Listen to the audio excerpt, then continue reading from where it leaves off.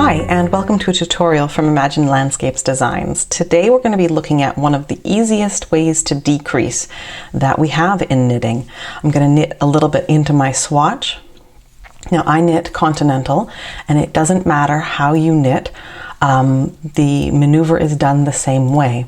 It has to do with where you put your needle. So knit two together is a knitting. So just like you would normally put your needle through from one side towards the tip, when we knit two together, instead of putting it through one stitch, we knit two together. So I'm taking my needle into the second loop, putting it through both, wrapping the yarn around however you wrap the yarn around, pulling that loop through and coming off.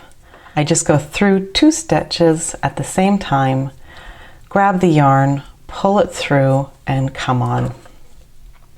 As you can see, when I do it, sometimes I use my right hand to kind of hold the yarn down as I come back through the loop, and that's because I knit continental, but if you're knitting English style, that won't be necessary. So what we've done is we've taken two stitches